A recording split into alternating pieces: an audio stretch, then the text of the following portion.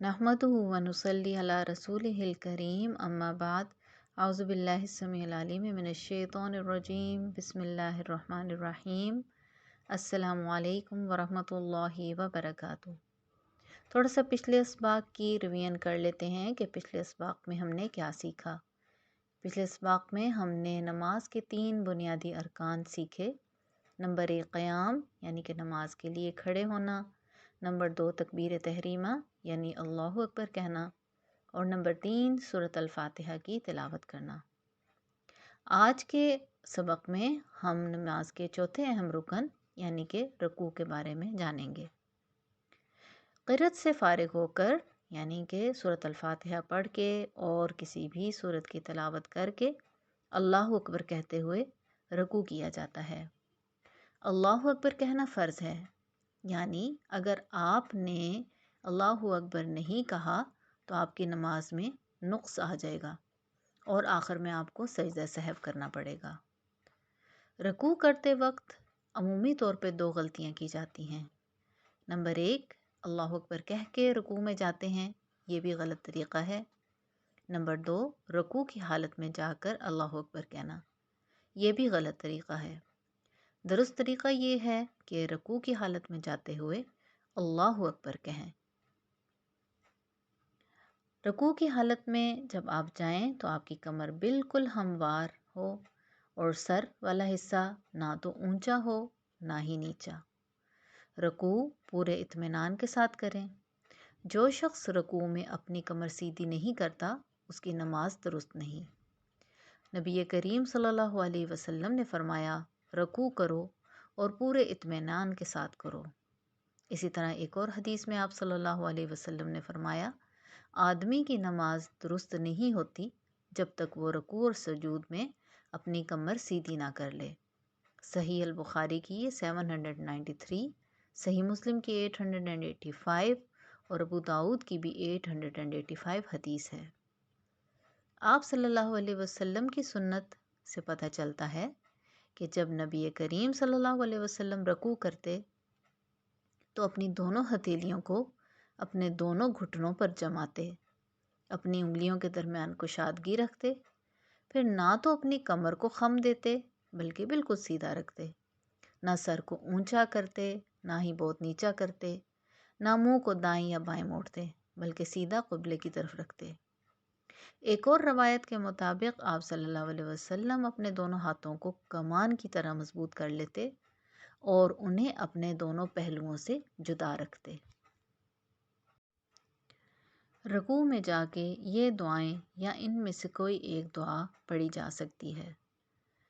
सुबहान रब्बियल अज़ीम, पाक है मेरा रब अज़मतों वाला।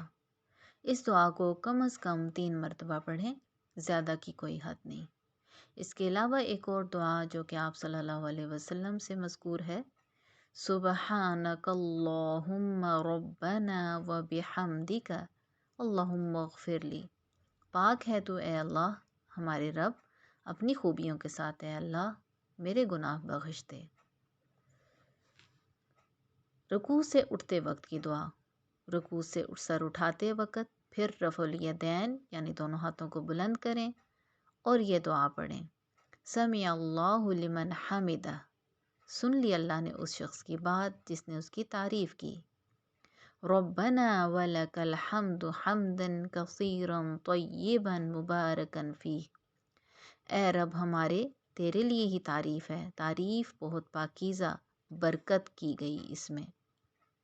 रुकू में जाते और उठते वक्त रफ़ुल यदैन यानी दोनों हाथों को बुलंद करना नबी करीम सल्लल्लाहु अलैहि वसल्लम से साबित है।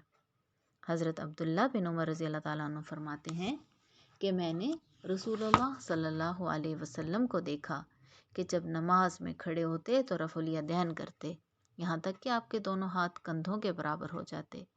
इसी तरह आप सल्लल्लाहु अलैहि वसल्लम रफ़ुल यदैन उस वक़्त करते जब रुकू के लिए अल्लाहु अकबर कहते, और जब ना सर रुकू से उठाते तो उस वक़्त भी रफ़ुल यदैन करते। सही अल बुखारी की हदीस 736 है ये। इस हदीस में तकबीर तहरीमा रुकू में जाते वक्त और रुकू से सर उठाते वक्त 3 موقعوں پر رفع الیدین ثابت ہے، اور چوتھی مرتبہ جب آپ 2 رکعت پڑھ کر تیسری رکعت کے لیے کھڑے ہوتے ہیں تو ہاتھ باندھنے سے قبل بھی رفع الیدین کرتے۔ اس سے معلوم ہوتا ہے کہ جب امام سمیع اللہ لمن حمیدہ کہے تو ہمیں ربنا ولک الحمد کہنا چاہیے۔ اسی طرح ایک اور حدیث میں آتا ہے کہ نبی کریم صلی اللہ علیہ وسلم نے رکوع سے سر اٹھایا اور کہا سمیع اللہ لمن حمیدہ، تو ایک آدمی نے کہا ربنا ولک الحمد حمدا کثیرا طیبا مبارکا فیہ۔ تو نماز سے فراغت کے بعد نبی کریم صلی اللہ علیہ وسلم نے اس شخص کی تحسین فرمائی، یعنی اس کو شاباشی دی اور فرمایا کہ میں نے 30 سے زیادہ فرشتے دیکھے جو ان کلمات کا ثواب لکھنے میں ایک دوسرے سے جلدی کر رہے تھے۔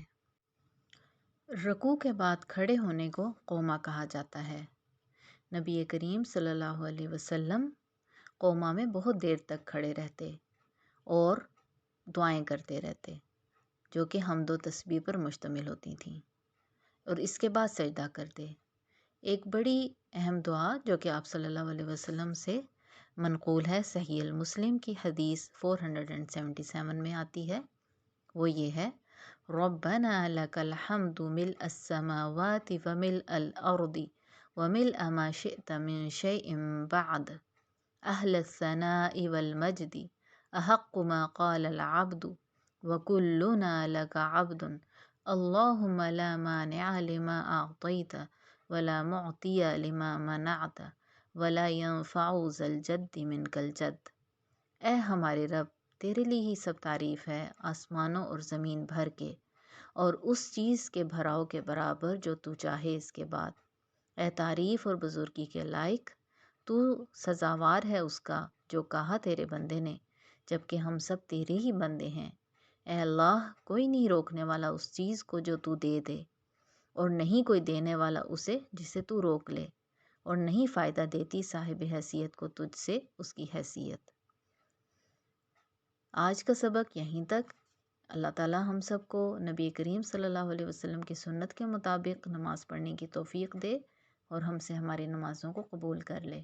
السلام علیکم ورحمۃ اللہ وبرکاتہ۔